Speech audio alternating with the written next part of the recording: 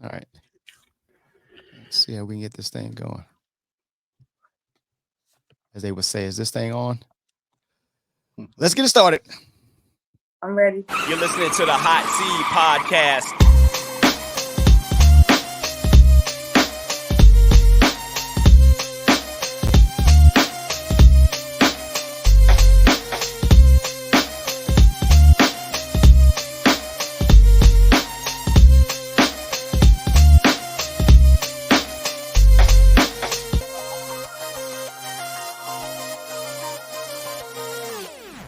HOTSEED. Welcome all. I'm Shawn, along with my co-host Earl. What's going on? Dave. Yes, sir. And you guys know what it is. We're just dads with mics, gamers with headsets, and a whole lot of unfiltered conversation. And as always, make sure you follow us on Instagram and Facebook at the HOTSEED Podcast. And be sure to listen, like, rate, review, share, and most importantly, enjoy on Apple Podcasts, Spotify Podcasts, wherever you get your favorite shows. And if you're watching, or if you love to watch YouTube videos and channels and important information, subscribe to the YouTube channel at the HOTSEED Podcast. As you will notice, it's 4 of us today, folks. Or if you're listening, and we have a very, very special guest today, episode 139, writer, educator, strategist, Miss Jeannine A. Cook. Welcome to the show, madam. Welcome. Guys, thank you for having me. Oh, you're definitely welcome. Definitely welcome. Strategist was a little different there, Shawn. That was a little Look, I did my research.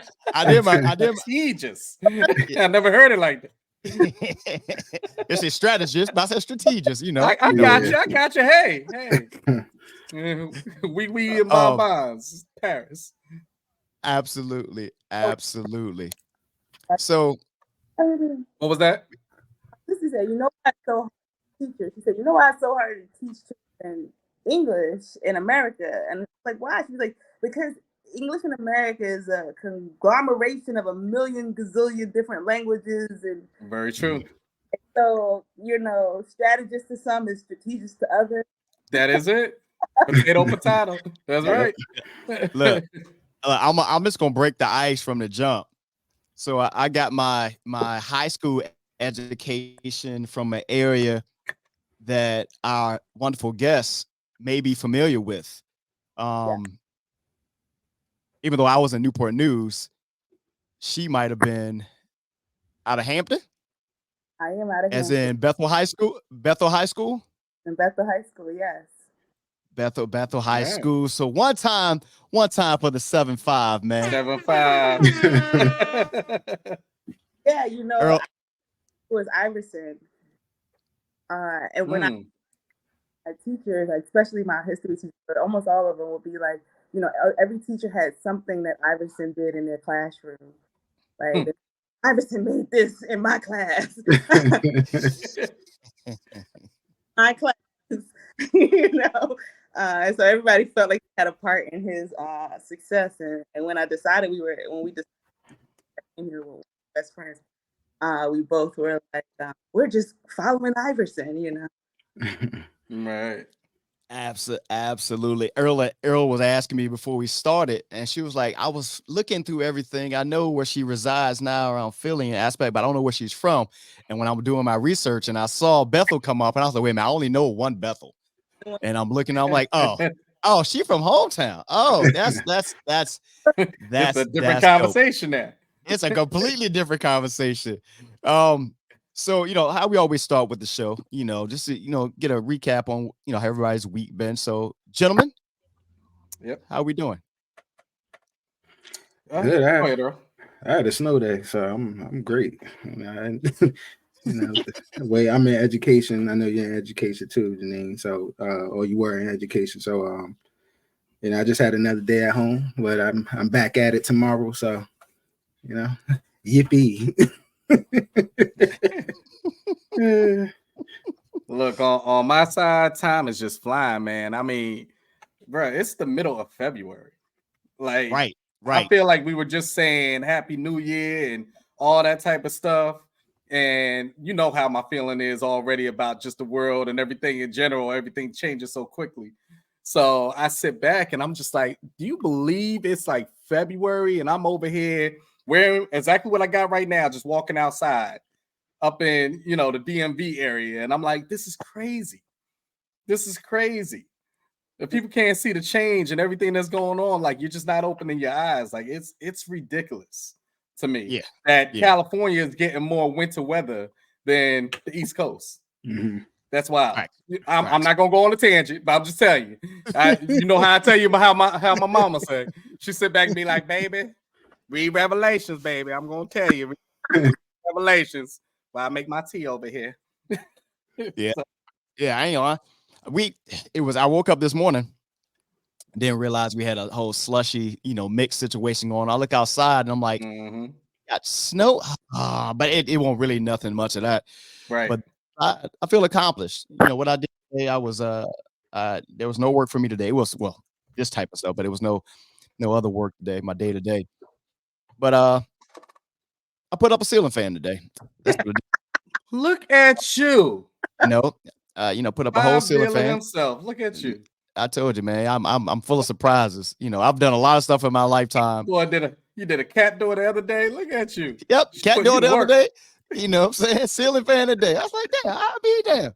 Then my son says, I didn't know there was, he literally said, I didn't know there was electrical wires up in the ceiling. I'm like, oh, Lord, you know what? Christ, this generation, that's exactly what he said. You know what? I was, how you think I got it up there, man? He was like, let's just stop. Did he say, how you know which one is which? I said, you forgot what your dad was before you was, you know what? I ain't gonna, he forgot what I was before he came into the world. Yeah. I think all of us with kids need to do this at least once, no matter how grown your kids are. Just somehow find a rotary phone and just put it in front of them and let them figure it out. Like, you know what this is? Use it. We keep a bookstop just for that very reason. And they need it. They are blown, man. They're like, what is this, Mom? They will never feel the pain. They will never know about recording on a cassette tape and trying to get the stuff back inside. They will never know. Man, the pain itself is being, it's 7 digits in a phone number. And then if it's, long distance, like back in the day in the 75, 804 used to be long distance. So you imagine you put in that long 10-digit number, you get the number 9, that 10th number, and you put the wrong one. Yeah, don't mess up. Bro, your index finger be all sore and everything. Yeah. I don't like it at all. Miss Cook, how was your week? I know you said you started off saying it was a long day. How was your week? Oh, but it was an amazing day. So it was long and amazing. But I was going to ask you, y'all remember when internet first started, it would be on but you be on, finally you can get on because it would take a long time. Mm-hmm. And you be, surfing, doing your thing, and somebody would pick up the phone or somebody would yeah. I'm trying to download this song. What are you doing? Oh my God. Are you trying to send an email through AOL with them discs that got the 1,000 hours on them and whatnot? Oh, now the worst was when you're sitting on the phone having that long conversation with whoever you're talking to, and then you hear some breathing on the other side. Hey, when you gonna get off the phone? How long you been on the phone with me? Like, I've said some stuff. I need you to get off that phone right now. We need to have a talk. We need to definitely have a talk. Oh my God. I don't know. I'm getting some parts of you, Miss Cook. Some parts I'm not. Are you in earbuds, or what are you using right now? Oh, I have none. I don't have anything on. Are you going directly into your device? Yeah. Okay, you go right to okay. That's what. Okay. All right. So we gonna power through. We're gonna power through it. We're gonna power through it. I just want to make sure they don't miss. I got you. I got you now. I dropped. They're going to a phone. Hey, look. Whatever we need to do to get it right, we'll be fine. We'll be fine. Call a friend, see if somebody to help me out. How's that? Yeah, that's better. Yeah, that's better. We good. Trust me, we deal through all difficulties here. They let it be known that it's a live show. Absolutely. So, absolutely. We good to go. Absolutely. All right. Absolutely. So but let's day was good. I could tell y'all Okay. a few things. One, we are in the process of purchasing a building, and so this process has not only has it taken me to the edge of my emotional capability and what I thought was my emotional capacity, but also, you know, it's like I'm in college, I'm in university, I'm learning so much, and I'm constantly having to ask, like, what does that mean? What does that mean? What do you mean? You know, between the banking system and the contracting system, between understanding how to turn, you know, it's just, there's a million things happening, right? Or are you working with the MPs? Are you the architects, the general contractor? Do you have the right permits?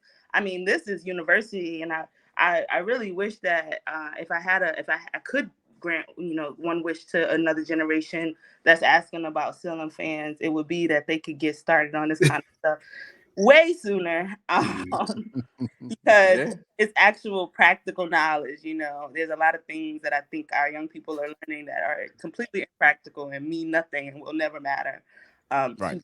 But this, I wish I learned much sooner. And so that was just part of the day. We also went and read to children and worked with children down in South Philly, which was beautiful. Sat with the councilman and talked to him about small business. That was a whole thing. We have a trolley tour that takes people from Harriet's to 5 other Black women-owned businesses in Philly.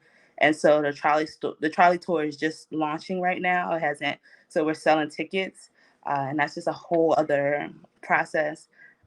My partner asked me to write down every project that I was working on, and I was like, I'm so scared to write down my project. I'm so scared, you know, whether it's like taking the kids to Paris in November, or you know, we have a trolley tour that's running in South Jersey, a trolley tour in Philly. You know, there's I keep reminding myself, to whom much is given, much is required, and I've been given so much. So that's what today looked like. That give back. Sound like a pretty easy day for the most part. That's what I got from all You know that. what I'm saying? He's the councilman. What he need to know. It's before we get into the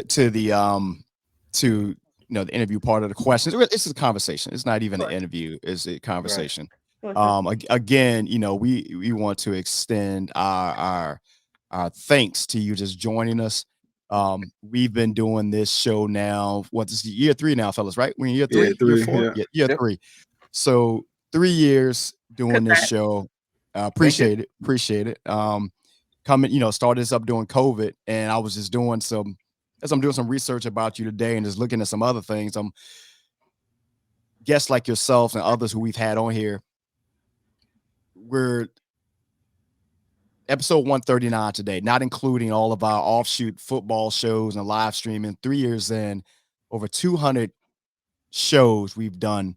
Wow. And what makes it so cool is our audience that we talk to, and those like yourself who gives us the opportunity to talk about what they're doing, which to us is bigger than anything that we're doing. So we thank you and thank you again. Earl, have the first crack at it, man. What you got, man? I know you got some. You want to dig in that conversation bag? That takes that. We were talking today about business ownership, and you know, one woman was talking about she owns her business with her daughter, and then the other guy was saying that he owns a business with some other partners and had to get rid of the partner. You know, partnership is really my word for this year, because it's I started the Harriet's Bookshop, you know, thinking I'm not doing no more partnerships. You know? I'm over with it. You know, like I need to make my decisions. And I realized that, you know, there's the power is in partnership and knowing how to give a little and how to accept a little, and for you all to do this for 3 years is I know it ain't easy, you know. Nah. It's not. Schedules and everything else. Yeah, it's a lot. And keeping it fresh, and you know, decision making with multiple people is, you know, the vision, having a shared vision, and you know, commitment is a whole thing. You know, commitment levels is a whole. You know, so I appreciate that you all have found 139 episodes. Appreciate it. But You got, Earl? What you got? So I mean, I mean, I have a lot of questions, but let's take a step back. My sister, she actually told me about you, and then ever since then, I just been following. And I was like, oh, she's dope. And I have a coworker who is like a bookworm. So when I told her about you, she was like, oh my goodness, you know, she's out in Philadelphia, you know, so she reads a lot. She goes to different places.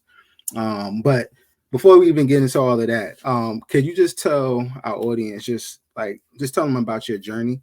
You know, I know you have a very, you know, interesting journey from the research that I've been doing, but I think our listeners would love to hear. So just if you could just start from there. Yeah, I mean, the journey is all over the place. You know, I don't know where to even begin sometimes, right? I'll start with my dad for this time, only because I spent a lot of time talking about my mom. My mom, yeah. I went blind. People know that she went blind when I was about 10 years old. I'm one of 3 sisters, but my mom, so before that, a librarian, an educator, entrepreneur, and continued to do these things even in her blindness. But my dad, I bring him up only because I spent the weekend down in Virginia going to visit him. So, you know, I know we started off shouting out 757, and I guess we'll continue. And my dad, my dad, I call him an armchair historian, right? He know a little bit about everything. And also was born in Brooklyn. He's a real, he's a man's man. He walked with a bop, you know. But then watching him now in his most recent years, so that same time when my mom went blind, and I don't talk about it a lot, my dad was diagnosed with a terminal illness. So I'm like 10 years old about that. You know, my mom is now no longer able to see, and then my dad gets this diagnosis. And we go to where he was living at the time. He was living in Brooklyn. We go to New York. They tell us, you know, tell him goodbye. This is it. You know, we give him his, you know, the whatever that is that you do when people are at the end of their life, last rites, some people call it. And who they told us was about to die didn't die when I was 10 years old. And like I said, I just came from visiting him. So all these years, my father, who we now nicknamed Lazarus, is still living. You know, he's still living, and teaches me still many, many, many lessons about what it means to be living, and what it means to he really, really wants to be here. And so, you know, I start with him because I saw him reading a lot when we were little. And when I got up there, I was like, Daddy, did you see that Cat Williams interview? And so, of course, my dad gonna break it down. I went and read that. You know, and when I was talking to him, I was like, I read that too. I looked that up too, you know. And so I got to see some of where some of this comes from, right? That immense desire to know, that curiosity, that research centeredness. And I said my 3 of us, and I'm in the middle. And you know, I think that if in this conversation, I like to pay respect to him and what he contributes to us in that way. But also that's just that sheer will to live, and to live in ways that perhaps other people might not understand. Sometimes my urgency, and my, but I looked at death when I was 10, and then my dad has, like, we call him Lazarus because he's died many times before. I mean, after, since then, where we've had to go and we had to go give him, you know, say goodbye to your father. And dad, you know, he returns. Not yet. He returns. And so, you know, and then to watch him in a stage right now where he's a lot more vulnerable, right? I went to visit him because he's now in a center because he's had like his limbs have been amputated, and so it's like watching a strong man experience some levels of vulnerability and weakness, and it's different. It's different to see men go through those experiences. So So I start there with my dad, and I know that's like a long part of the journey. No, that's a great place to start. You're good. I'm just giving y'all. You said it's a conversation, so I'm giving y'all. Yeah. And then but my parents had a very what I would call tumultuous relationship. They loved each other. Deeply, right? My father says that the first time he saw my mom, she was glowing. Then he stopped it. He was like, "Yeah, she did. She was glowing. She had the light up her." And so, but I think that love was very complicated in this society. They didn't have a lot of instruction on how to have that kind of deep and that love. And we are the three of us, the three daughters, are children of that love. And so sometimes that was tumultuous. And I moved to Philly when I was 17. My dad sent me $50. He was like, you got this. You girl, he was so proud, to all the people in his clinic. I remember that he was like, I told all my people in the clinic about you going to college, and so I came to Philadelphia at 17 with my very best friend. It was her desire to come to Philly, not mine. I got accepted into a university that she didn't get accepted into. And that was her dream, and it was like a whole complication. But at that university, I did start selling books outside the university, raise money to do a club called Positive Minds. And yeah, that I think when I look back, in the moment I didn't realize what was happening, but when I look back, I realized that parts of me was always entrepreneurial, parts of me was always community based, parts of me was always thinking about how to shift institutions, right? That was like the 17, 18-year-old me. And then now you're looking at the the older, more evolved version of that in some way. Yeah, I think it's dope. You were talking about your dad. And actually, I'm glad because it's the first time in all the interviews I've seen that you spoke about your dad. So I appreciate you. But yeah, you said something that kind of that hit me a little bit. And you were talking about like vulnerability, and just speaking of vulnerability, all of us have lost our fathers. And all our fathers, were pivotal in our lives. And I think one of the things that I did see. This was my dad. He was from Brooklyn, but he was also raised in Norfolk as well. Yeah, so it's a small world, Look at that circle. Yeah, right. So my dad, my grandmother used to tell me, because of the racism and things of that nature, she didn't want him to deal with that, so she would send him back up to live with his grandmother, my great grandmother, back in Brooklyn. But he was a man's man. Was in the Marines. I ain't never seen this man cry. He didn't yell, none of that stuff. The first time I actually seen him, and he didn't look like a superhero. He's always a superhero, but he didn't look like that superhero that I grew up with, was when he was in the last stages of his life, and a lot of men, we're not vulnerable. I think nowadays we're starting to tap into a little bit more acceptable. Exactly. Yeah, with mental health. And then also too, I think it's more cool and more acceptant to, for people to go seek, help, to speak about, especially men, especially Black men. We don't speak about anything. We try to figure things out. And then after that, then we move with it. But we don't realize that when we hold that stuff in, we killing ourselves, So when you said vulnerability, I was like, oh man, that's dope, because like that's something that as Black men we don't see, so I appreciate that. But I do have another one. So kind of going in. So I know you have two bookstores in particular. I know you had a pop-up shop out in Paris, but you have Harriett's bookshop in Philadelphia. It was in the Fishtown part of Philadelphia, and then you have Ida bookshop in Collinswood. So those are two trailblazers. Why those two women in particular? Like what impact did they have on you to where you wanted to name your stores after them?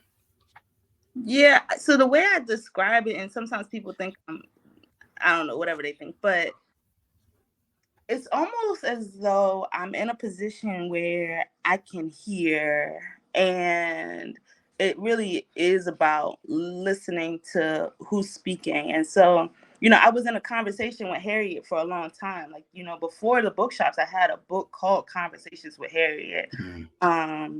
And maybe it's spiritual, maybe it's hokey, maybe I'm making it up, maybe I got imaginary friends. But these women, in my experience, are I'm having conversations with them, and it really is about allowing and inviting their spirit, because I think it's more what I've learned over the years now that we've been doing this is that it's really about the spirit that those women embodied, inviting that spirit that they embodied to exist in today's time, because we need that spirit in today. Absolutely. And so when you think about it, Harriett, right, who most people learn about when they're in the second, third grade, and everyone can identify who they think she is, but not necessarily.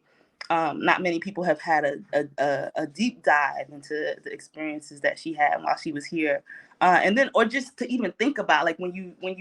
It's hard for us sometimes to situate ourselves in a position where we say, well, what would it have been like to, first of all, to get out?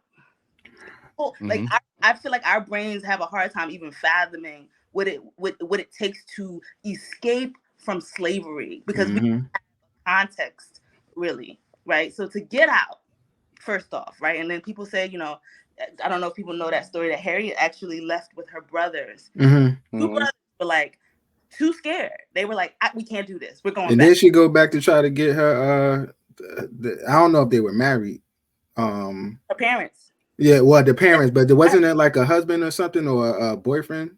The husband, child. That's okay. Who was already. Yeah, right.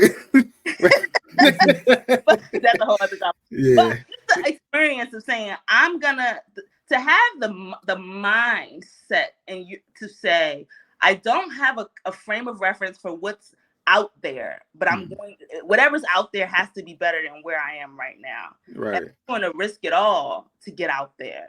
And when I think about us in our now time, that's it's almost equivalent to like space travel or something. It's going beyond what your mind can even really conceive, and having the wherewithal to say, I'm gonna do it no matter what, even if I have to go by myself. Right. Yep. Think to yourself, anybody who's listening right now, would you be willing to do space travel or something that to go to the great unknown all alone, right? Go outside your normal reality. Completely, right? So that's what you're comfortable with. And she's so and just in that alone, she's quite amazing. But this is somebody who did that, one with a head injury, right? Knowing that at any moment Harriett has the ability or the promise that she's gonna fall asleep because she has these seizures at any time, right? We never know when that's gonna happen. And then she says to herself, and you know what? I get out. She gets out. She makes it to actually Philadelphia. Says to herself, freedom is not free enough if I'm just here by myself without my people. Back, and I'm gonna go back, and I'm gonna go back. And so that spirit, the spirit that says that this is not just about me, right? I could give myself the freedom. I could give myself, and in today's time, it's like, oh, I got the bag. Yeah, but what's the bag if the person next to you don't have it, right? Like, what is it for? And so Harriett goes back. And so something about that spirit feels more necessary than ever right now. It definitely was on me, weighed heavy on me at the beginning of 2019, 2020, when we started that work. And then the same thing with Ida. Ida has a slightly different spirit, right? So if you go into the bookshops, I feel like you feel it. I've been told you feel it. Ida does it with the pen. Ida is told, this is a person who lost her entire family to a pandemic equivalent to COVID of her time.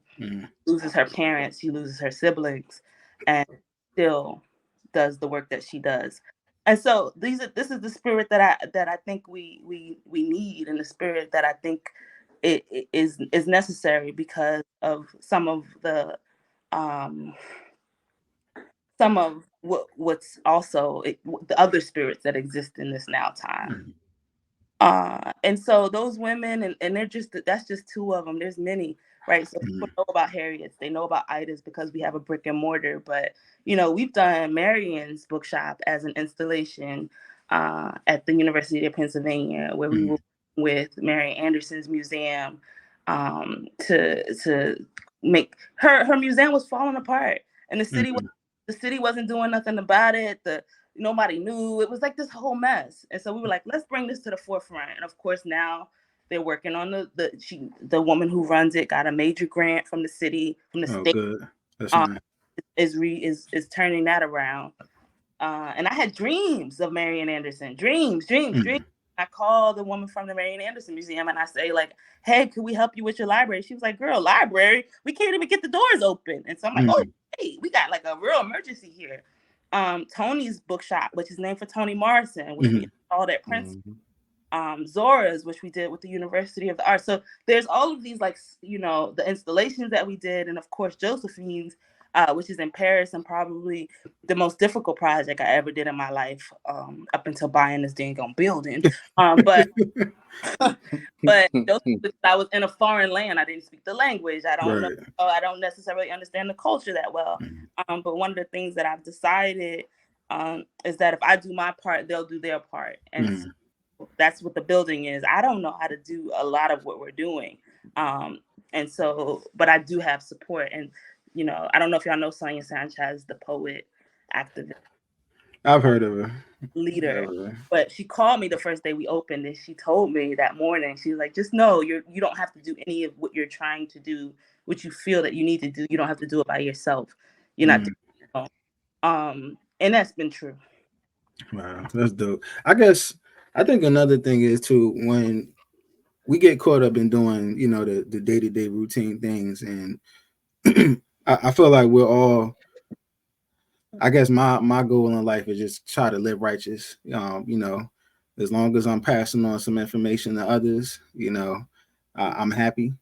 But do you, with all of the stuff that you're going through on your journey, do you ever just sit back and just soak everything in? Like, do you understand like the impact that you're making? Because I feel like a lot of times, and I know especially with you on the move.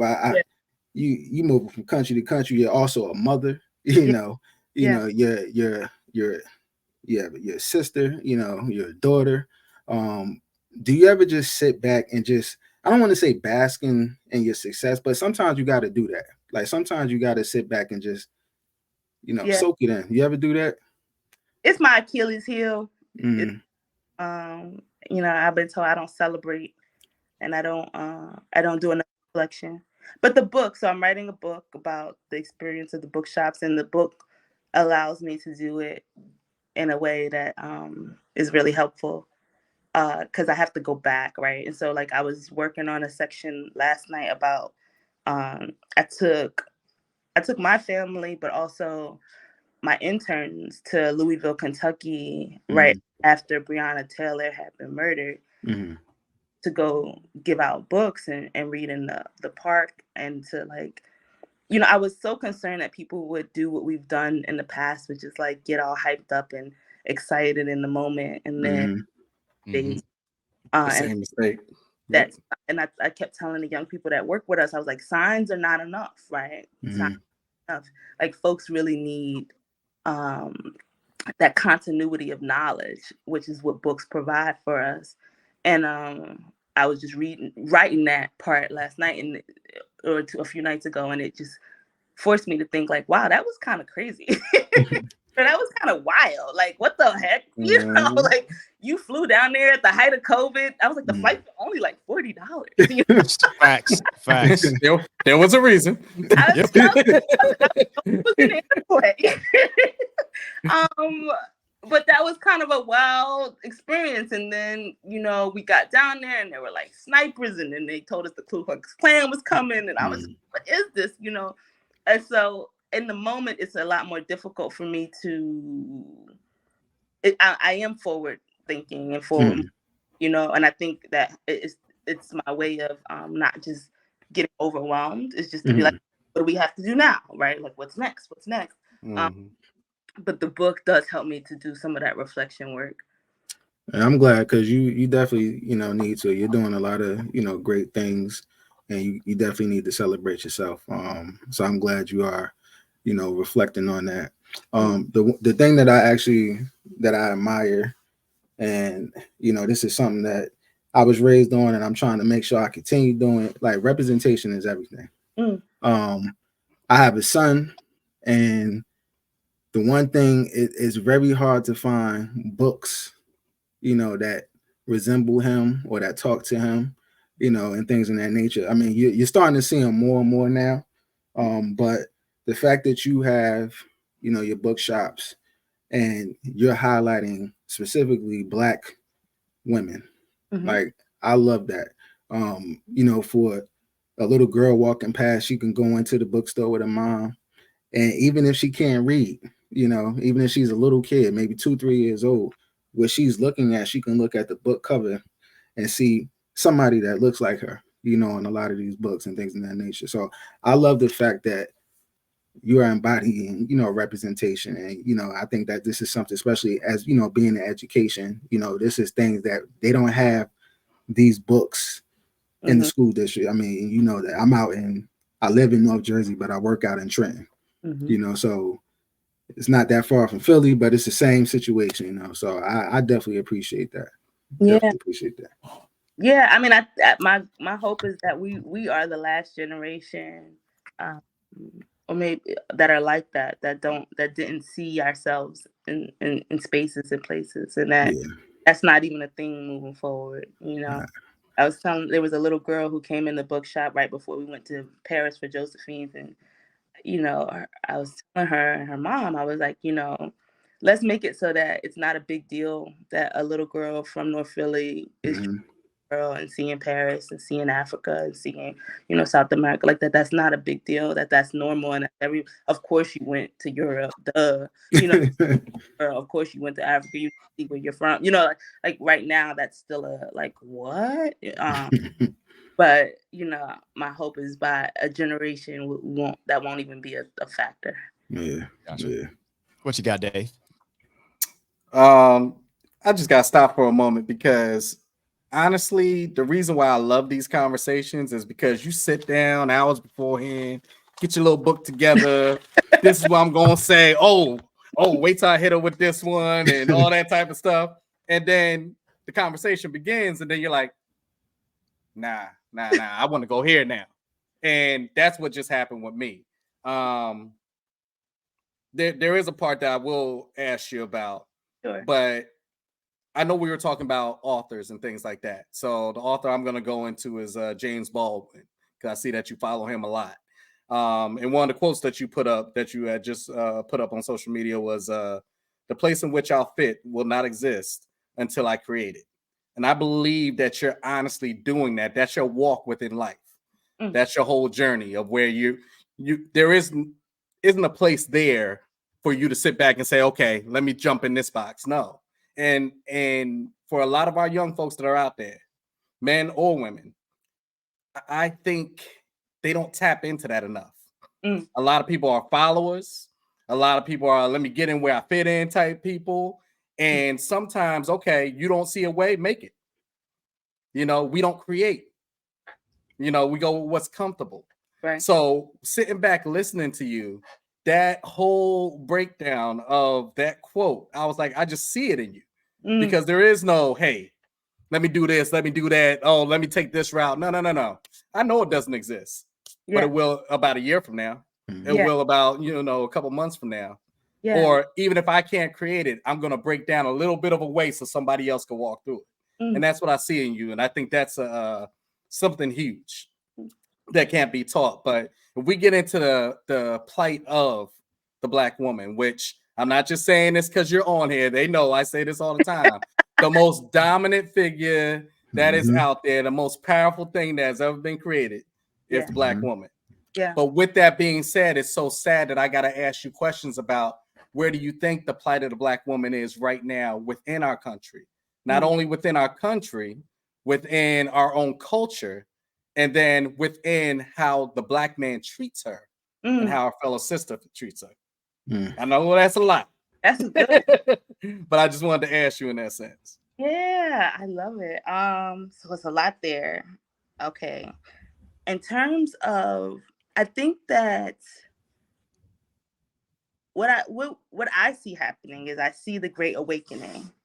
And that here you have a people who were told that they were at the bottom, right? Like Alice Walker said that we were told we were the mule of society.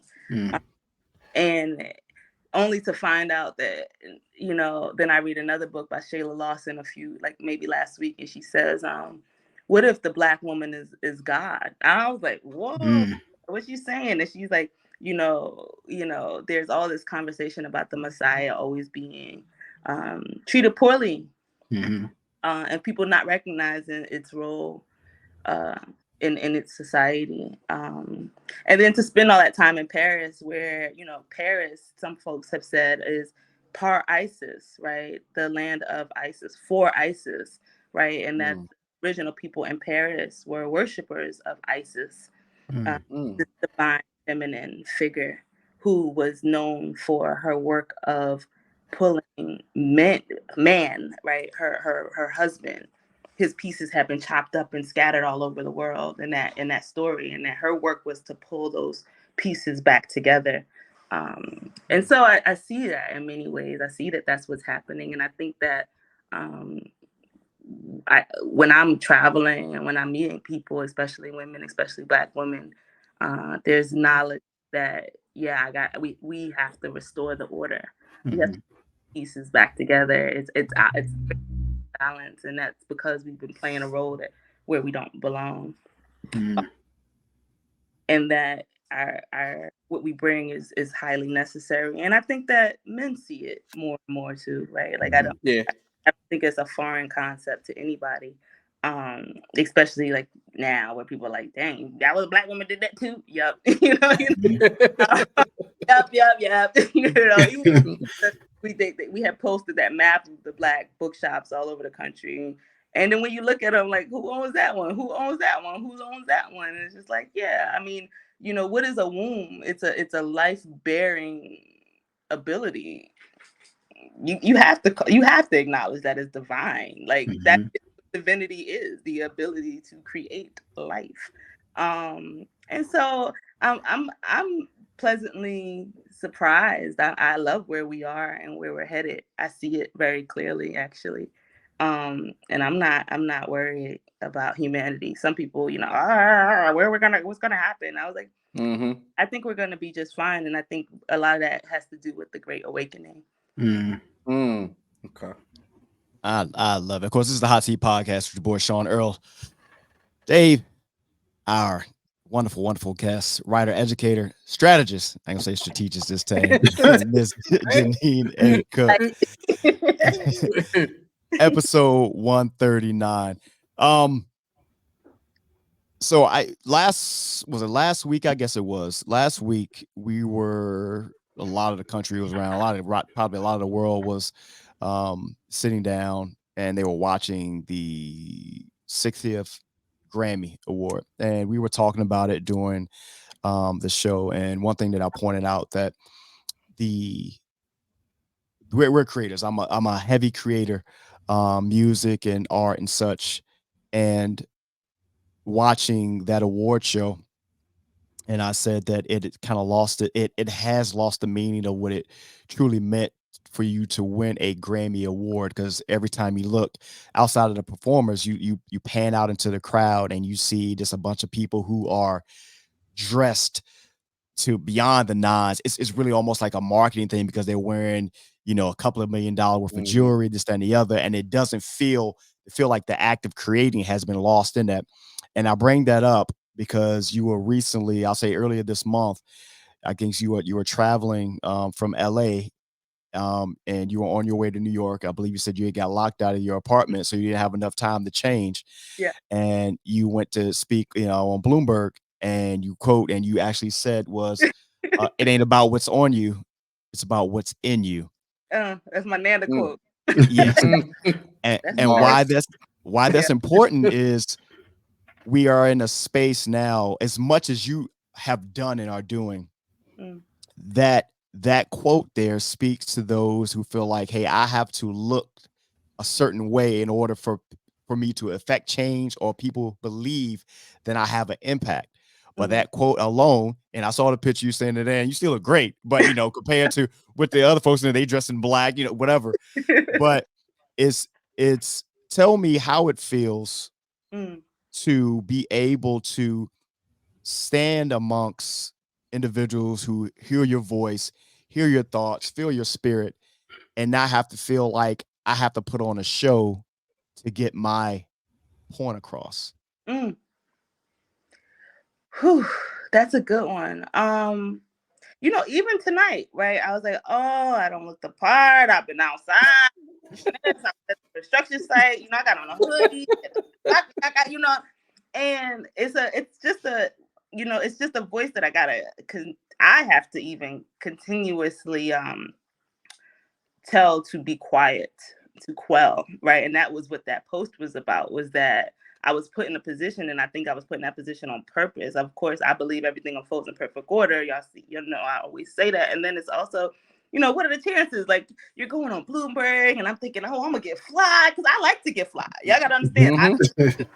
I love it, right? It's one of my favorite things to oh, look at this, and then that didn't go with that, and then I also have this thing where I like to wear the same thing but different ways, and it's just yep, that's that same dress I wore 3 times, thing. But I guess Spirit is telling me, and something higher is telling me to make sure that I understand what my Nana said. That was my Nana's quote, because I was telling my Nana on the train, I ain't get to do that. I'm coming from LA. I flew in. I go, this is my airport clothes. This is not, you're not here for a fashion show, Jeannine, right? Every once in a while, yeah, we'll let you get dolled up, but what you're here is to do what you're here to do.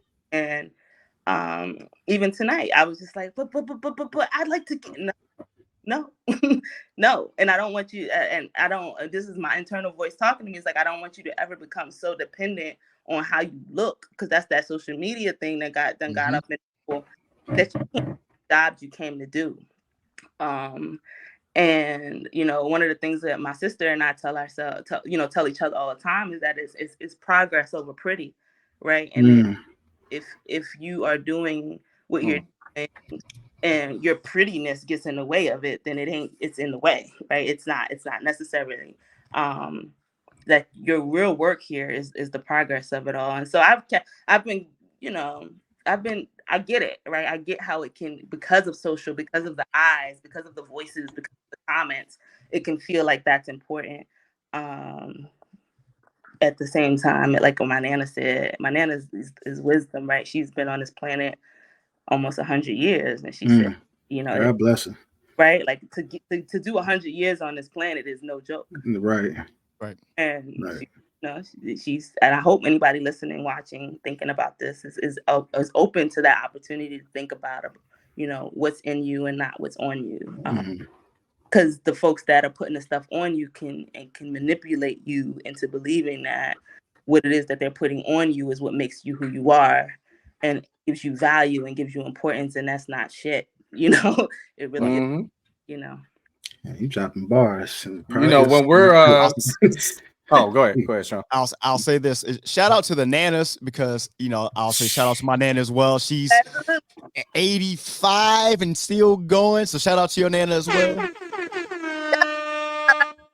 I mean, in this tour that we're doing this year is called Lady Sitting, and it's all dedicated to this intergenerational walk, and us making sure we spending time and getting them jewels before, it's too late. Why not ask somebody who's been doing something for 100 years how it works and what doesn't? And I think there's, we have this this woman who I'm working with on a project called A Room to Write. Is we're giving Black women specifically a room in a hotel to write for a weekend and to rest. And a part of that project is also to have a conversation with an elder, and to make sure that we're tapping into the wisdom that we have right in front of us, right? My Nana is an 80-something, 90, almost 90-year-old book that's living and willing to talk to me and answer my questions. why aren't we asking her a million gazillion? I should be asking her everything about relationships, about business, about, food. Like, did she just know stuff? And a lot of times our elders are sitting there, especially sitting in nursing homes and sitting in places not being tapped into as wisdom, right? Because we're getting our wisdom from a 15-second clip on some right. It's true.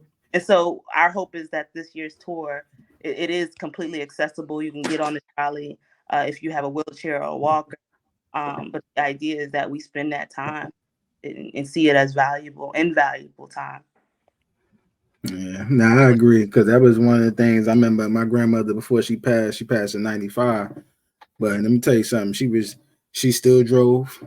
She only drove 3 places. It was to the to church, to the grocery store, and to the post office. Like the first of the month, that she sat out the whole table and she had to take care of business. But I always loved talking to her, because I mean, thank God that she still had the witness, her right mind and things in that nature. So we had a lot of great conversations. I mean, she was telling me things that I didn't get in the history book. One of the things that I used to love talking about her, because I was fascinating on just kind of finding and, I guess reconvening with my family that I never met, especially from her side, and things of that nature. So I could sit there for hours and hear her talk. I remember she used to tell me that one of her brothers was in class with Albert Einstein. I forget, I forget what college, but he took a class with Albert Einstein, because Albert Einstein, I think he taught at HBCU. Yeah, I think you're Lincoln. Yeah, Lincoln, I believe. Yeah. So, but just like little stuff like that I would have had no knowledge of. I invite anybody listen. I do homework because I was a teacher for many years. But if you are listening and you hear that and feel that, like, even if it's not your own grandparent or your own great grandparent, like, when's the last time you had a conversation with somebody who's 90 plus? Yeah. Right? Having some time, take some time, find some time. My mom, even when she was in her blindness, used to take us to the nursing homes to volunteer. And I think that was a pivotal thing that she had us doing, because it allowed us to see, one, aging doesn't have to be scary. It doesn't have to be the end all. There's like something out there that keeps telling people that we can't age, and that aging, you need to age backwards. And it's like there's something that comes with that process of aging that we get to enjoy and understand a little bit better. But of course, it's wisdom. Yeah. You can't buy that wisdom, and nope. You need to go. You get to seek. We get to seek it out. Right. So I would say, so this is one question that I ask a lot of people, because I guess I'm the pro-Black member on this team. Oh, that's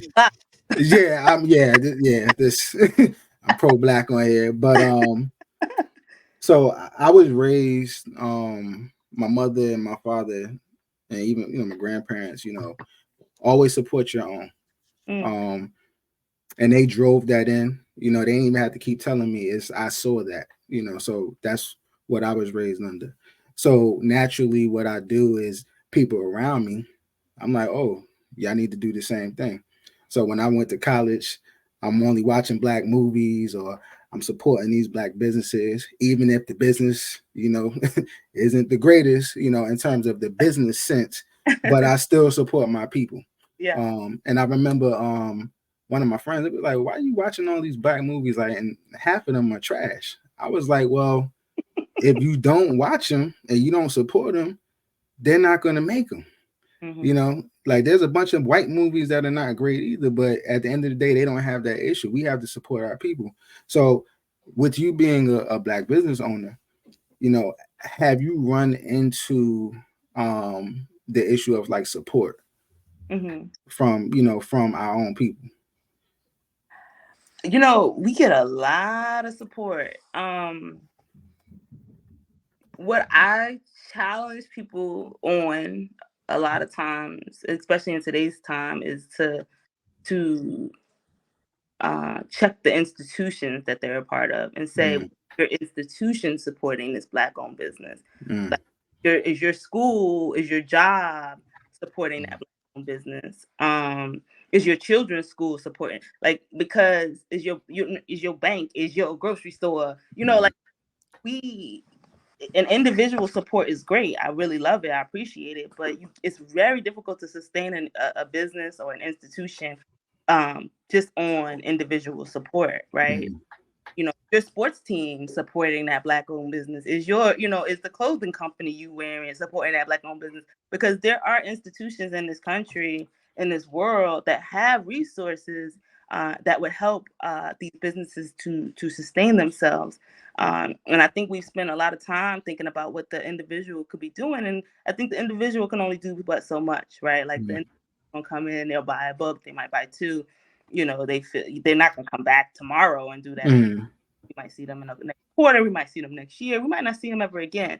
But if an institution decides, and when an institution decides, the school district decides, the library decides that they're gonna place an annual order, a quarterly order, it means that we have something that we can look forward to, stand on, and now we can build the business based on that. And I just think that folks forget that. They forget, these institutions that's where the resources are, right? That's right. So, and then you get to challenge them and say, like, I think for our Jersey shop, I just had a conversation before we spoke to you all with a teacher at the Collinswood School District, and I was just like, why don't they buy their books from Ida's bookshop? Right, right there. I could see your school from my window. So you buying your school, but you buying your books where? The library. Why you don't buy your books from Ida's bookshop? You buy your books from some company in Indiana. Why is that? Right. And when it just becomes about challenging folks to think a little bit differently about what the support look like. So yes, we do get a lot of support from individuals, and now we're on this mission to get support from institutions. Gotcha. What you got, Dave? I want to make sure we don't glance over the fact. Oh no, that did. Right. Oh no, yeah. That was a great answer. I ain't gonna lie to you. Okay. Yeah, I want to make sure we don't glance over the fact of the true art of being an activist. I want to touch on that because I don't think people understand. We hear the quotes about stand for something or you'll fall for everything. And we had a discussion on this podcast all the time. I always tell people that you always hear knowledge is power, but that's incomplete because it's the actual usage of that knowledge that's power. I could read books all day. If I don't take what I learned from that book and put it back out there, it doesn't matter. I'm just holding it. That's it. Right. Great. I know everything. And there's plenty of people like that. But I point that out because when I think about, the art, and it is a true art of being an activist, it's not just having a cause, but there's a leadership quality within there. There's the art of group, big bodies of people and organizations of those bodies. There's just a message in general, making sure that it's hitting the right ears and the right waves and things like that. And then, which is the biggest thing, is the cause of action. You can build all those things up, but if you don't have an actual action on it and a movement on it, it's going to fall flat. Or it's going to be what we were speaking about before with, oh yeah, we'll hear about it for the next month, but they know it's going to die down. We'll be good. Oh yeah, we'll talk about gun control for this season, and then it'll die down. So with that, knowing that it's an art to it, what brought you in a sense of saying, you know what, I think I can honestly do this? Because a lot of people have the thoughts in their heads, but once again I say acting on it, what gave you the sense to go, I can truly jump out here and do this and make a change and then actually do it? I think it's a part of my personality. Like I remember I was probably like 12, 13, and we were going to this, and the pastor was just like, oh, we can't have a praise dance team. And I was just like, they can't have a praise dance. Now, mind you, I can't dance, right? And so, but what you mean we can't? I still was like, that's not fair. That don't make sense. And so I remember being probably 12 and requesting a one-on-one meeting with the pastor. Wow. Wow. So and then he gave me the meeting, and I sat down with him, and I was just like, here's the things that I don't, that don't really align and with the Bible and don't really align with what you're saying. And, you have these young people who want to do something active in their church. Like, why can't we just figure out a middle ground here? And I remember the pastor saying, all right, y'all can have the praise dance team, and I was just like, wow, So, It's like, okay, all right. That's 12-year-old Jeannine thinking like, I don't get this. I when something's not right, it's really difficult for me to just not say something, do something. And that's been like that, right? And sometimes me in trouble. But for the most part, it gets me results. And so the more results you get, the more confidence it builds that it is important when I see something to say something, do something. And the one part that I think sometimes folks leave is like, and stay committed to that. Right. And so it's like, I saw it, I said something. Some people get excited about saying something, but then they don't do nothing. Some people get excited about doing something, but then they don't stick with the thing that they're doing. And so my challenge to myself now is is that commitment. I quote that Lauryn Hill quote where she says, it's not about what you cop, it's about what you keep. And so I think about that often.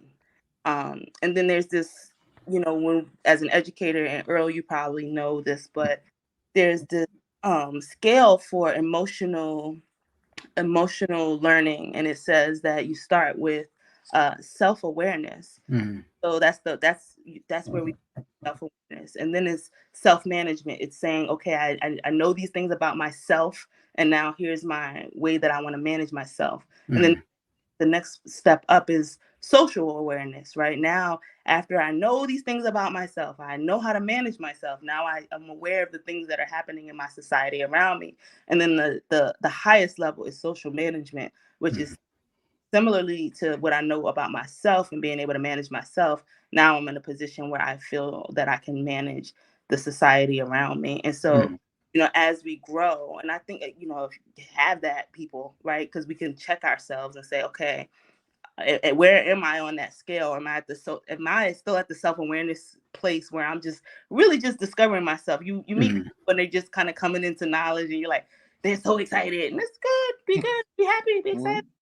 There's many, many more steps after you come into that knowledge of self. And so that self-awareness, going on to that self-management phase. Can I change things about myself? Can I decide how I want the self to be, even if I grew up this way, or I had these things against me, or I've been identified in this way, etc. And I decide my trajectory. And then going on to the social awareness phase, where you're not just so involved in yourself that you forget that you are a part of a larger society. And then the leadership phase, which is social management, which is saying, and now that I know what I see in the society, am I willing to be a change agent and manage the social construct? That was it's adults that struggle with that. Yeah, that was a great setup. Diagram right there. Right. That was a great setup to the question that I'm about to ask you now. Everything you just said. So I'll take you guys back a couple of years ago, about 4 years ago, pre-COVID, 2019. A movie came out, and Earl and Dave and all the listeners and watchers of the show have heard me say this many times. We kind of laughed about it, but there's a reason behind it. 2019 November, the movie Harriett came out. One of the few slave films that did not come out on Christmas, which I despise. Wow. I never noticed The great abolitionist Frederick Douglass believed that Christmas was used for slaves as a way to keep them from pretty much trying to escape. They were given the day off. Some of the slaves who lived inside the house were, they were under the most pressure because, the masters were having parties and such. But at the same time, they were often, it is said, given like alcohol or something like that, which subdued them, and they were less likely to try to take that time because, everybody's off partying to try to escape and such.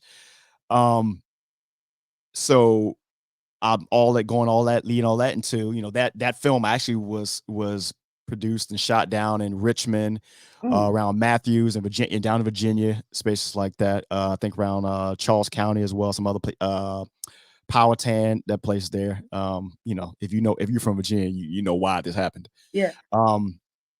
And March 10th is Harriett Tubman Day. It's a national holiday, but correct me if I'm wrong, Jeannine, it's not a federal holiday. Yeah. And I think you know where I'm going. I think 2022, you were firmly or have been firmly behind. I know you got a bill introduced that will get introduced in there to actually make Harriett Tubman a federal holiday. And you know, prior to that, we all heard about the whole $20 bill having Harriett Tubman on the bill and stuff like that. And that kind of died off, kind of like when things happen to us, that dies off. So what I want to ask you is, because so much of what you're doing it parallels to Harriett Tubman, whether you realize not all of it. Even the odd part of you know, from Virginia to Philly to it's all of that. And so I can completely see the spirit aspect that you embrace on that. But I want to ask, are you still firmly behind making Harriett Tubman Day a federal holiday? Yeah. So, like I said, a lot of it is. I'm gonna give you a backstory. So I imagine I'm on my friend's farm. I'm thinking we had just did this work with the councilman who I was with today, as a matter of fact, to make Harriett Tubman Day, to get a resolution in Philadelphia. I was thinking, oh, it's local. It seemed small. It seemed like not a big deal. I woke up that morning, like 5 a.m. on this farm, looking out at my friend bought 40 acres, ironically, and I'm looking. You know, that same whisper was just like, no, this is not a local effort. This is a national effort. It might even be an international effort. And actually what you're going to do today is create a petition that signifies the fact that this is something that folks nationally actually want. And the thing that came up in that was that, and which I didn't know at the time, that again, this was like a whispering, an inkling, as I call it, that there is not a single federal holiday in this country named for a woman. And like, what? So I go Google it, like, no, not really. And it was really true. It was that, you know, there's these underhanded, sleight of hand ways in which women get told that we don't exist in certain ways or that we're not important.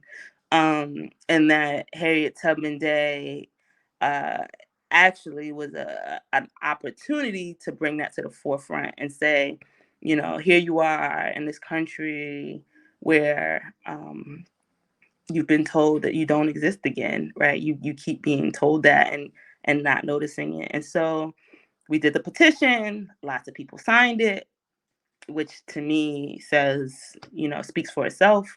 And then we contacted Brendan Boyle's office, who's the council person the representative for the area where the bookshop is. And then ironically, something funny happened. Not even funny, it's actually disturbing.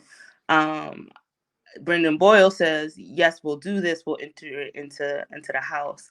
And then the city of Philadelphia hosts this massive Harriett Tubman birthday party or whatever, and invite Brendan Boyle to make a speech about the fact that he's entering this legislation into Congress, and then tell me I'm not invited. Wow. And I was just like, what? What is that? And so then we do our due diligence, my sister specifically, because I was really upset. Like, what? Are you kidding me? Like, Brendan Boyle, y'all, that's who y'all gonna have come speak about the legislation that we created? Like, that's crazy. And Brendan Boyle's office, after hearing from us, invited us to come take his time at that invitation to speak about the fact that Harriett Tubman Day wasn't actually Harriett Tubman's birthday, because we will never know her birthday because she was born in slavery on this land, and that she wasn't even seen as a full human in her time enough to even have a birth date. And that day is actually her funeral, in which she spent her entire life. She lived into her 90s, and her entire life fighting for not only her freedom, but the freedom of the folks who she looked like and her people. And that, you know, one of the highest forms of blasphemy in this land is that she actually gave, you know, put her life on the line as a general in the Union Army, as a spy, as a nurse, and then was told, because she was a woman, that she could never get a pension for that time, right? And so, you know, they wanted to serve, they were serving cupcakes and doing all types of weird things that I was just like, this is, you know, this is actually really serious. This is not a day for, you know, everybody. We get so excited about celebration. Every holiday is about this celebration, and it's just like, yep. At what point do you take this time to reflect, to get honest, and then also to challenge ourselves, because repair has not happened for what happened on this soil. It hasn't happened. You know, Yep. there hasn't even been like proper steps towards that repair, to be honest.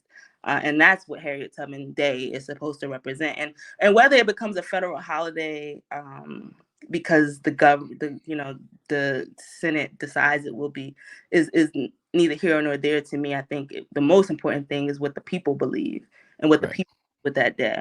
And I think that our work is people work. I don't care about like what the representatives do, because they do what we say they do. Really, that's their jobs. And so we are responsible for how that day is supposed to unfold.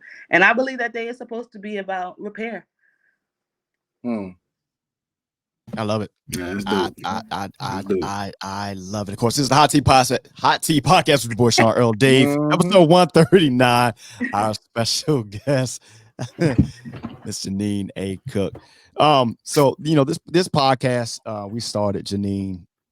It didn't start like this, but our conversations did. We would have these type of conversations, serious conversations, dad conversations, unserious conversations, just regular day-to-day talk, and a way for us to stay connected to each other. We're all in different locations, you know, on the East Coast. So really going through by playing video games is a way for us to connect, even though we weren't really playing. Sometimes we was just talking. Yeah. So part of that is I have the pivot to this is because you do so much serious work.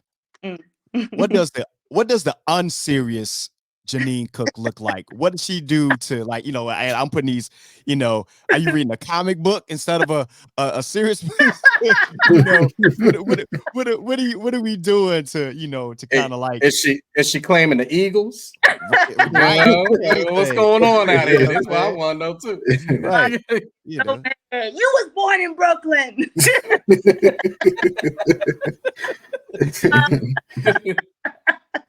You know, I gotta get better at it. I travel. My work is very gratifying to me. So okay. It's hard for me to think of it as you know, serious or not serious. And then like, so we did a photo shoot with this photographer, and he kept saying, "We want you to smile. We want you to smile." And I was like, it's funny. And so I don't know. I mean, y'all say I laugh, I make jokes, but I don't know. I don't know. I think I do what everybody else do. I'm not sure. Well, like everybody's not working 24/7 for the betterment of humanity. Not what we all doing. So I do want to keep it there though, because I know, you know, books are your love language. But for me, music is my love language. Yeah. And, you know, you're in one of my favorite cities, Philadelphia. Yeah. And I just feel like it's a plethora of musical talent that comes out of there. Like I don't know what's in the water, but don't steer it. Yeah, because Jill Scott is that's my mother deep down. That's my auntie. I told that. I was like, you know, if Jill Scott and everybody had a baby, that's me. Yeah. I'm a Jill Scott stan. Like my wife knows, like, if she come up to Newark or she anywhere in the tri-state area, we going to see her. So she understands. But what music do you like? Like, what's some things that you listening to? Oh my gosh. So my friend makes fun of me because he's like, "Are you in there listening to those whales?" And I'm like, yeah. I like all types of stuff. What am I listening to right now? I don't know. I was listening to the soundtrack from, maybe you making me think like, Jeannine, maybe you are being too serious. I was listening to the soundtrack from Alvin Ailey's Revelations. So see, I told y'all Revelation. I told y'all. You don't even know, because you're talking you don't even know that you're talking a whole nother like level of you're giving me clues to some other work that I gotta do. And there's again just like a passage in my book, because when I was a little girl, my older sister, she went through this thing where she was like reading the book of Revelations, and she used to read it in the middle of the night, and I'm walking down the hallway. She's like, come here, you need to hear this. And I used to be like, I don't want to hear that. All about like this like end of the world stuff with Revelations. But then like Morgan Freeman has a company called Revelations, and so it's interesting, like it's full circle, where I was just in conversation with that company about supporting our work. And so you keep talking about Revelations. I'm like, okay, that's a clue. Oh, don't worry. When I get off this podcast, I'm probably going to listen to some Public Enemy because of this conversation. So yeah, I'm in my militant Chuck D zone right now. Flexible. Like they had Young Dolph in the car. I was like, okay. I'm just lost. I'll try it. I'm malleable. With all of us being dads here, before you get off, I definitely want to touch on the fact of basically the joy of motherhood, knowing that you're a mother and knowing that we're dads. I don't know how many kids you have. 1, 2. How many kids? A lot. Okay. Well, actually, you probably claim a lot too. So as far as everybody that you're touching, so I'll just put it in a sense of being a mother and a general mother to a lot of other people that are out there. What are the joys and pains in that right now with everything that's going on? Because it is a lot. I know, just speaking for myself as a dad, there's a lot of stuff that there isn't a book out there for. There isn't a format or a blueprint. You can ask different people about different things, but every situation and everybody's journey is different. You could just plug and play type thing. I know it's a lot raising up my son that's about to be 13 years old.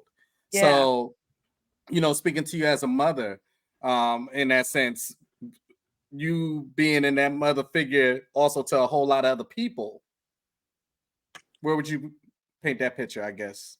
So I try not to talk too much about my children in media. Okay. And also, but I will say this, that it's a ride, it's a ride. And one of my children this week got in trouble for putting the middle finger up to a teacher, and I was just like, what is wrong with you? Like, we would never do that. Like, that was never even a thought in my head. It's different. Who raised you? For the record, I did that. I did that to my second grade teacher. I ain't gonna lie. So I did that. So I apologize. You did it, Shawn? I was like, I was do that. Like they get tired of hearing that. I was straight A's do that. I would never, and so I was telling her, that there are societies where your teacher and your mother are synonymous, and that you never treat a teacher any different than the way you would treat your mother. And like, that's just like, would you throw a finger up at me? And so the whole conversation. Earl could tell you some stories. I'm about to say, I remember when I was in I was 5 years old in kindergarten. This is 89, and this is back when we had the long walk-through closets, and this was back when discipline in the school was acceptable. So, you know, I'm in Newark. I don't know if you're familiar, but black neighborhood, you know, it's like any other urban area. And I had a teacher, I forget her name, but she used to have this wooden paddle. And unless you act up in that class, she's going to take you right in the back. Ooh. And then when you get home, you're going to catch it again. So it was like, I ain't had to act up too many times in class. I could count how many times I was, you know, acting up. But yeah, I agree. It's definitely different. But even like just on the educator side, because I'm a behavior analyst in my network, and I would tell you like COVID did a number on a lot of these babies. You know, it's sad like this, the social gaps, the educational gaps, academic gaps. Like it's, I mean, even for the adults, you know. So like now we have to, you kind of got to shift with education because like you got to tack into the social emotional, you know, and you got to help old school, old mentality adults transition to that because they are stuck in one way. They're you not know, ready. Right. They don't understand. I got to constantly tell. And then you have people that don't look like us that are working with our babies. And you got to explain to them. You realize that some of these 6, 7, 8-year-olds are dealing with stuff that you as an adult are not even dealing with. Like kids coming in, going to sleep, you know, they tired. You think that they just sleep in your class. No, some of them had to be mommy and daddy while they was at home because mommy had to go to work, you know. So it's a lot of these different things, and it's just it's sad. That's why I come home every day and I come home to a little one. So one of my things is that when I get in the car, I got to get my mind right before I come in this house because I don't want to slight him because daddy tired, you know. So, you know, it's right, because I think for them, especially in Philly, people are like, "Who's your mom?" You know, it's like, you know, I dedicate a lot of my time and energy to the work that we do in the world. So, you know, they have to come. They're on that ride too, right? So she got suspended, so she had to go work in the bookshop for the day. She right there with you, right? Yeah, double time, right? I was like, and you going to at the bookshop, which nobody, right? So it's interesting in that she has this, and I was like, and you represent the work that we do. So you out here, you know, throwing middle fingers up, and what does that mean for you know your great grandchildren? And she looking at me like, what? So I'm telling you, soon she gonna answer back. She gonna be like, "Well, it was an activist move that I did, Mama. I was actually causing the movement." Right, so she was trying to hit me. Well, you know, if I had only been heard, no. I ain't gonna lie. Silence my voice. That was what I was trying to tell my dad at the time when I did this in 2nd grade. And at the time, I was dark skinned, and he beat the black off me, and that's why I'm light skinned to this day. So that's what happened. Dad said, "Not today." That's what happened, man. So this is the Hot Seat Podcast, episode 139. Our special guest, Miss Jeannine A. Cook, man. Before we get out here, of course, man, you can find us 3 gentlemen across our Xbox Live networks here. Of course, you can find me at Snap2X. Of course, unfortunately, football season is over, but we're still in gaming mode out there. Some new things coming out for that as well. And I can't get out of here without, again, I guess if you guys are following us on Instagram, you've seen the new merch put up. If you haven't seen it, we got some exclusive merch coming out. Our first official podcast merch, the Hot Seat Podcast, Dads with Mics, Games with Headsets, Unfiltered Conversation, graphic tees that will be dropping just in time for the spring. So, and of course, for all of you exclusive Hot Seat Podcast Plus subscribers, you get a discount. I'm just saying. So again, Snap2X, man, Xbox Live. What you got, Dave? The storyteller. I definitely love this conversation. Trust me, you done more than what you know. I know you have the book out there, Conversations with Harriett. Is there another book before we go? It's a book that is being shopped to publishers right now, called Shut Up and Read, and hopefully somebody picks it up and we get distribution and you'll see it in the year. Definitely, I told you, creating your own path. So, storyteller. Yeah. What you got? Go ahead, Earl. What you got, Earl? Just having 973. Like I said, this has been. I've had fun. You know, like I said, I thank you, Miss Cook, for coming on the show. I just, took a shot. I said, let me check, see if she, responded. And she was just so genuine, and I love it. And like I said, I wish you all this, the best. And I just wanted to just remind you, please celebrate your success. Thank you. Because you have a lot of them. Take some time and do that. But thank you for all that you're doing. Thank you, guys. Yep. Yes, Cook. So I'm gonna let you close this out. Let the folks know where they can find you, the stores, your social media, everything else in between. Yeah, I mean, if you put Harriett's Bookshop just about anywhere, it's all roads lead back to the work that we do in some capacity or another. And there's also Ida's Bookshop, Josephine's Bookshop. If you feel moved by what you heard us speaking about today, if you feel moved to support the work that we do, or purchase yourself a book or a few, or you tell your school, your church, your mosque, your temple, your whatever it is, your grocery store, to support your local bookshop, we would appreciate that greatly. And thank you guys for allowing me to come on. I really the interviews are very helpful for me. They remind me to stay focused on the work that we're doing, and that it's important and that it's valuable. And so thank you for the invite. It's right on time.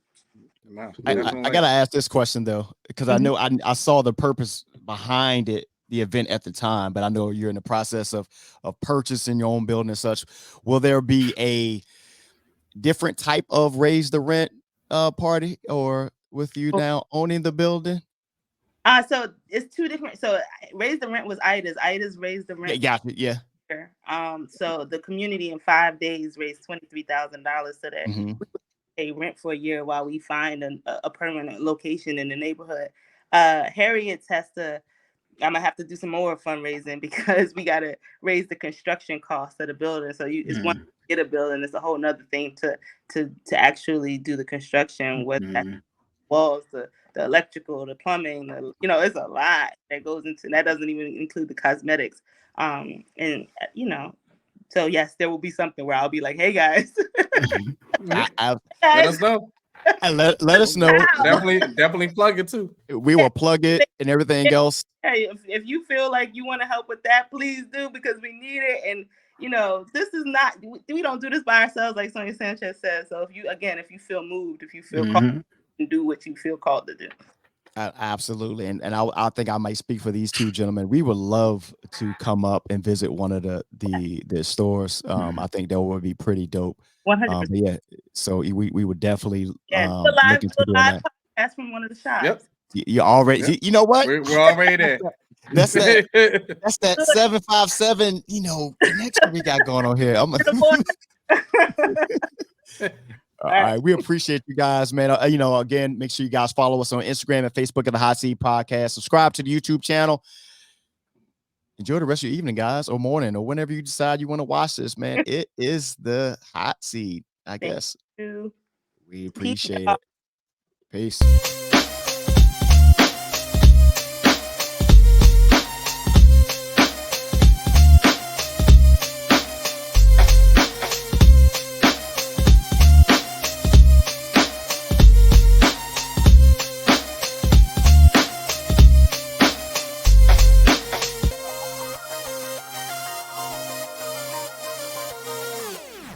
HOTSEED.